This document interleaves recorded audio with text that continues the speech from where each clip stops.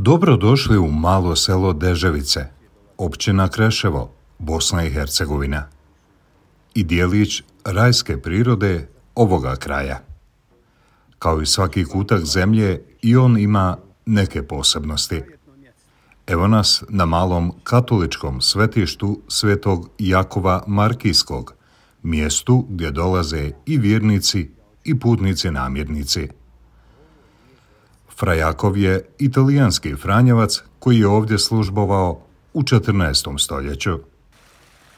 Ovo svetište od davnina ima svoju ljekovitu, čudotvornu vodu koja se nalazi u obližnjoj pećini.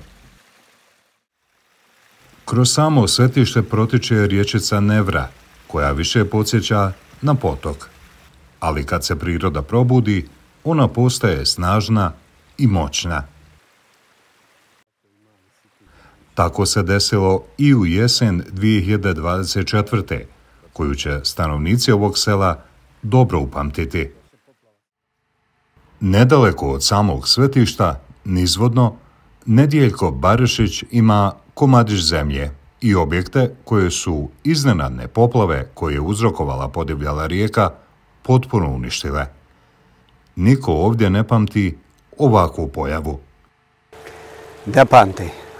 Ne pamti, evo imamo, konkretno moja majka je već žena u 90. godinama, ima starije svijeta još, ali ne pamte ni oni, niti njihovi roditelji da je ovako nešto bilo. Jes bilo udari kiša pa bude ono poplava, standardno one bujce naiđi, nije to nešto, ali da je se rijeka izlila i da je ovoliko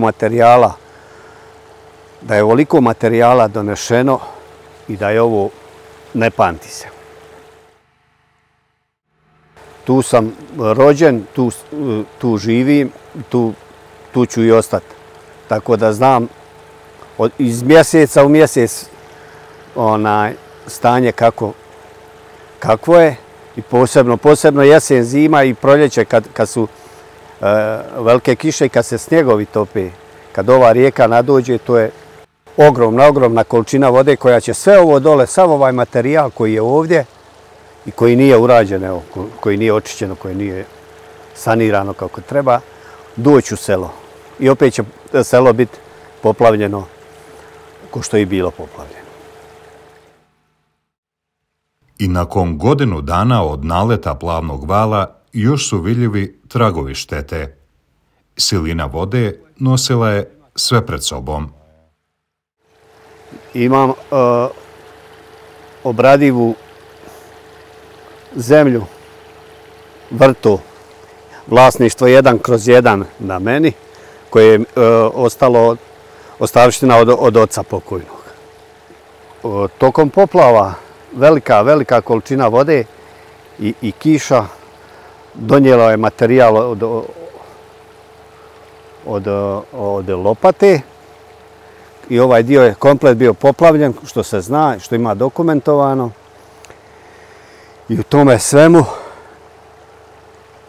velika šteta je, evo, konkretno za most mi nanešena, poplavljeno, most je pukao, trebalo bi ga ukloniti, sredstava nemam. Od poplave do danas ovdje je malo urađeno na oporavku, odnosno korito riječice Nevre samo je očišćeno, a sve naslage materijala ostavljene su na obalama. Šteta je velika, ovo bi se trebalo očistiti, koliko toliko dovesti u prvobitni položaj, kako i šta ne znam. Nakon godinu dana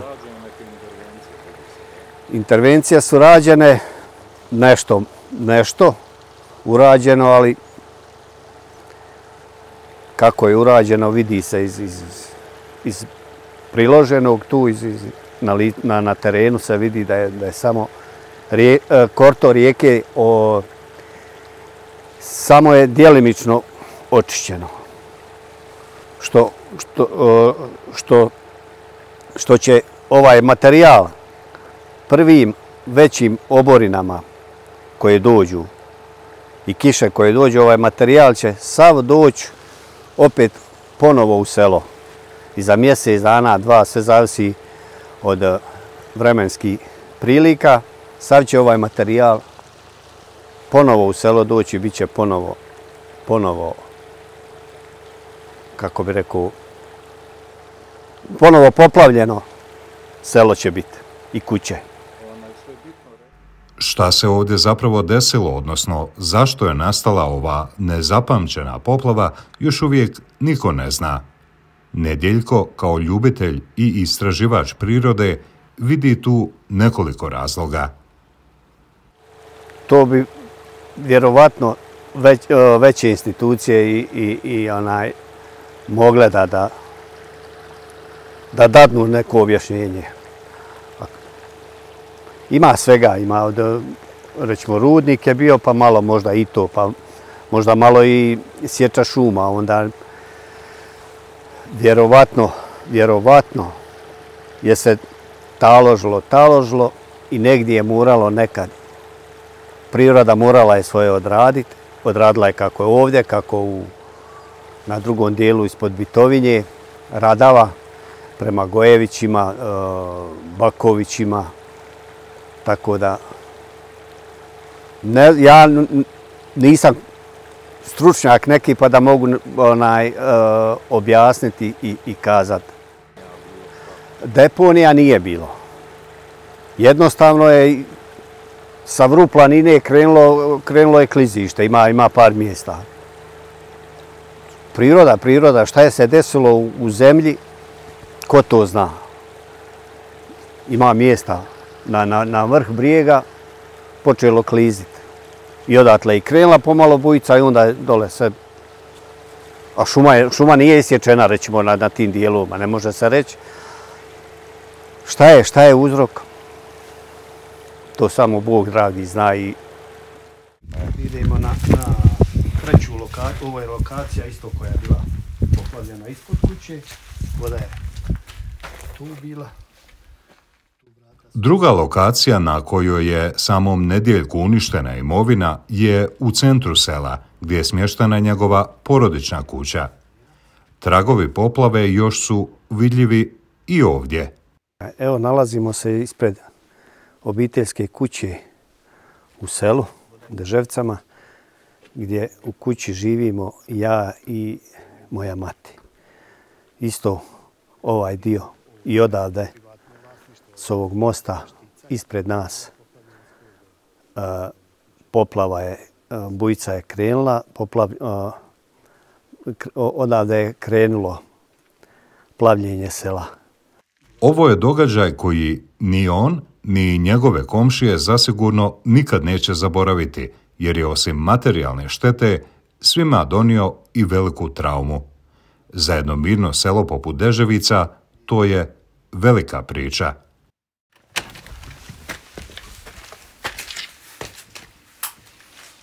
Poklije je bila i blato i mulj.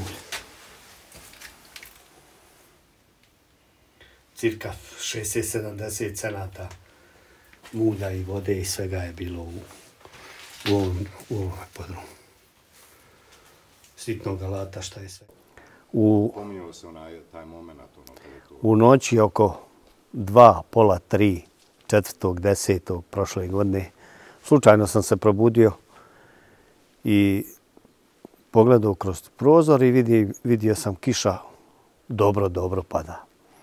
I tako sjedio sam jedno 5 minuta na kauču i vidio sam, krenuo je potok teć od mosta odavde odakle je krenula bujica, poplava, tu ispred moje kuće ovdje pored auta i ovim dol dijelom. I sjedio sam još jedno 5 minuta, aj konto sam, neće ništa biti.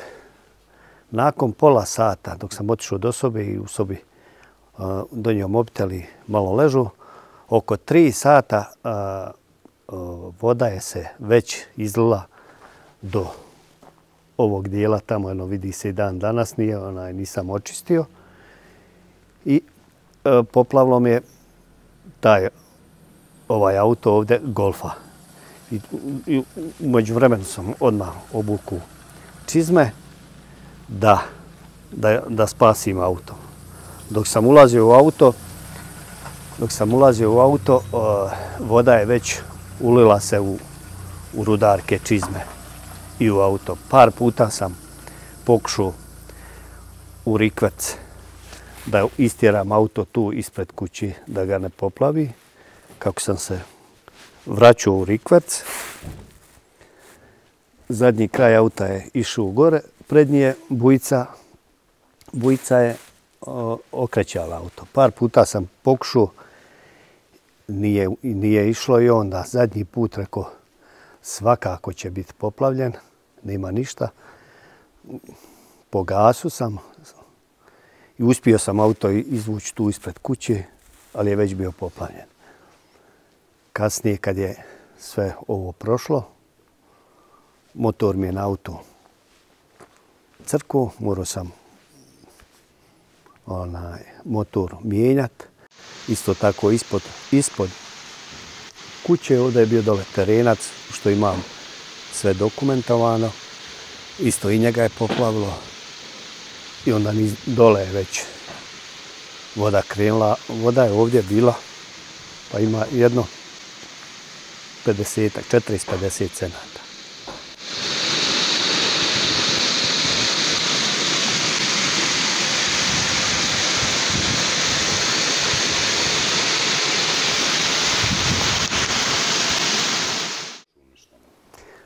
Povuštali je bilo isto neki poljoprivredni mali priključaka za kultivator, bilo je mašina neki sitni za obradu drveta, tako isto u podrumu. Bilo je mašina sitnog alata za obradu drveta, bila je kosilica, trimer i još neki mašina koji jednostavno ne mogu se svih sjetiti šta je bilo, ali bilo je dosta materijala, bilo je hrane i tako to, koliko u seoskoj kući, u seoskom podrumu, bilo je svega. Uglavnom 2 podruma i ova štala i ovaj dio ovdje je poplavljeno do ove trešnje ovdje. Nedjeljko je vrlo nezadovoljan sa pomoći koju je dobio od općine Kreševo, ali i federacije i države. Ma koliko se nekome načinjena šteta činila malom, on je sam ne može popraviti, jer zato jednostavno nema dostatnih finansijskih sredstava. Kao jedinka u ovim poplavama i kao pojedinac ne mogu i nemam sredstava za obnovu objekata. Pošto sam razvojačeni branitelj, imam pomoć 250 maraka. 250-300 maraka mjesečno. Ali živimo ja i majka od njezine penzije i tog mog primanja. Radim nešto, bavim se preradom, obradom drveta, stolove i tako nešto počinjem da ako mognem pokrenuti, da mogu preživjeti. I tu mi je velika šteta nanesena gdje mi radi ona. Kolika je ukupna šteta procijenjena? Procijenjena je negdje oko, čini mi se, nisam gledao, nisam ni obraćao pažnju, pošto sam bio okupiran ovdje oko ovog sela i oko tih mašina i ljudi. Šteta je, čini mi se, oko 8 do 10 tisuća maraka. I to je to. To je što su procijenili, je li to realno? Realna cijena nije. Realna cijena je puno veća, ali eto, procjena je izvršena. Stvari su takve kakve jesu. Financijska pomoć skoro nikakva. A zahvaljujem se ljudima koji su donirali hranu i financijski malo pomogli. Koliko su mogli, hvala im od srca, hvala Crvenom križu, hvala Caritasu, hvala svim ljudima koji su donirali na bilo koji način i koji su pomagali u toj nevolji u toj poplavi koja je zadesila nas ovdje u selu. I on i drugi mještani, osim nešto novca, dobijali su i pomoć u hrani i drugim potrepštinama, ali i nemjerljiv doprinos dobrovoljaca iz drugih dijelova Bosne i Hercegovine, koji su pritekli da pomognu ovdašnjim ljudima. Najveće razočarenje je u to kako ih je tretirala država. Od financijskih sredstava dobio sam kao razvojačeni branitelj oko 600-700 maraka. Iz općine sam dobio isto tako jednom 820, jednom 3000 maraka, od Crvenog križa, Karitasa u bonovima i u hrani. Koliko su mi rekli iz razgovora kad sam bio u općini, oko 6 do 7 tisuća maraka da sam dobio pomoći za poplavljeno imanje kojim je poplavljeno. Što nije ni 10% od učinjene materijalne štete i svega. Sva pomoć koja se dobivala i kad se dobiva, dobije se, ajmo reći, svako 2 mjeseca, dobiješ, evo, ta zadnja financijska pomoć koja je bila 820 maraka, to je nakon par mjeseci pomoć. Pošto ja i majka živimo tu, to je pomoć kao pomoć, hvala svakome, ali pomoć je za obnovu, za saniranje štete moje komplet. Ovo je druga lokacija poplavljena. Imamo još jednu lokaciju. Ja s tim parama ne mogu mašinu da platim, da dođe tu, da pođe čistiti materijala. Kamoli odvoz materijala i tako to. Jednostavno nisam zadovoljan financijskom pomoći. Ne tražim bogatstvo, tražim ako se može. Pomoća para je bilo da mi se pomogne, da saniram tu svoju koliko toliko nanesenu štetu u ovim poplavama prije godinu dana koji su bile.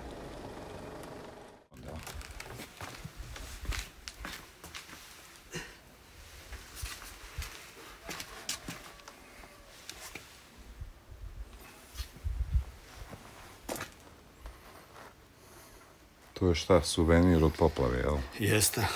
Nedjeljko je od poplava, osim štete, dobio i jedan poseban poklon. Kamen, čiji oblik podsjeća na gljivu, a kojeg je rijeka donijela u samo selo. Sačuvao ga je za uspomenu, jer se svakako interesira za rijetko kamenje. Ima.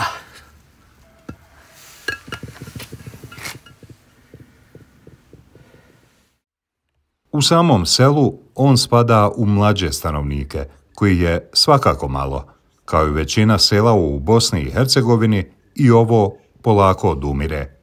Ostaje prazno u svojoj ljepoti i nemoćno da se bori protiv prirodnih nepogoda. U selu nas ima stanovnika 30 do 35 duša. Sve populacija je starije dobi, 35, 40 do 95 godina starosti. Tako da selo je na laganom izumiranju. Objektivno da, svaka podrška, svaka pomoć ljudima je dobro došla, kao i samo u meni. Tako da starija je populacija, živimo, snalazimo se kako znamo i umijemo. Odavde, od ovog mjesta pa dole, niz selo, isto kuće, taj dio sad poplavljen, bašte, podrumi, garaže, već taj ko ima uz kuće, dole do na izlazu sela. Komplet ovaj dio sela, lijeva strana je bila poplavljena. I velika je materijalna šteta nanesena sad.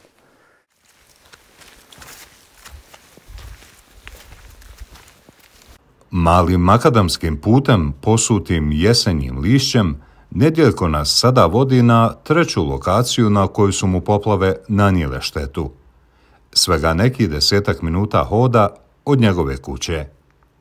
To je mjesto na kojem pokušava pokrenuti neke male biznise.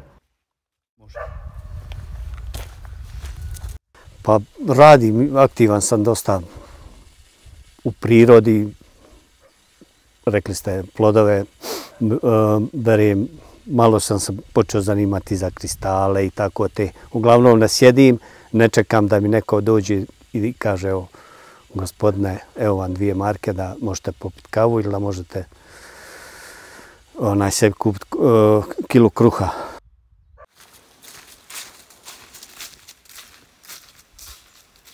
Gledam da radim i da živim od svog rada koliko mogu. Ali nakon ovih poplava, ovo me je unazadlo 10 godina, tako da kako ću se pokrenuti, da li ću uspjeti pokrenuti.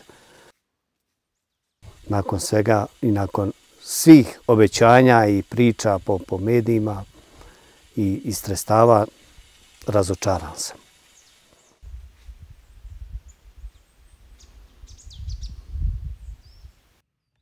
Ovdje je njegova radionica za obradu drveta.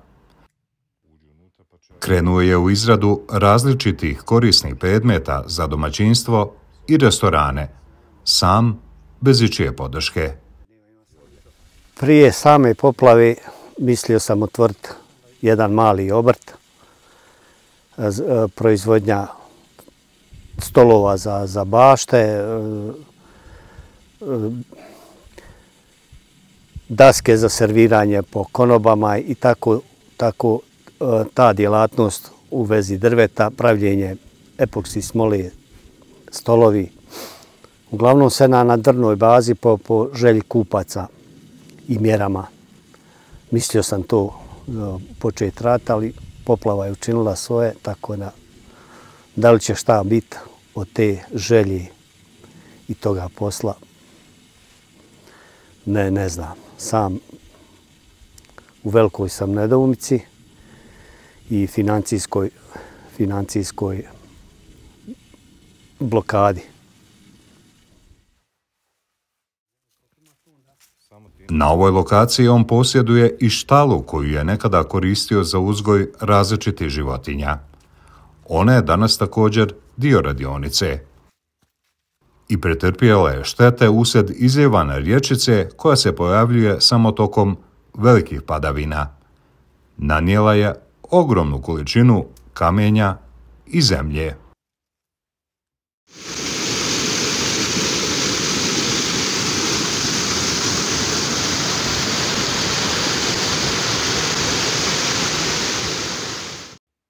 Evo, nalazimo se na trećoj lokaciji poplavljenog područja. Gospodarski objekat štala koji je poplavljen i koji je najviše nastradao u ovim poplavama. Objekat je dužine 22 metra, koji je potok koji je i bujica koja je došla podrovila cijelom dužinom i ostao je materijal koji je donešen, sa kojim ne znam šta bi radio i gdje bi ga odvezao da očistim temelje štale da bi mogu izgraditi potporni zid za koji nemam sredstava i za koji nisam dobio sredstva. Tako da ovo je treća lokacija koja mi je najviše nastradala u poplavama. Tu iza sebe imam radionu jednu malu. Tu mi je odnešeno 2 mašine stolarske, kubika i kubika suhe daske hrasta, javora, trešnje, tako da ovo je najviše nastradali onaj dio u ovim poplavama.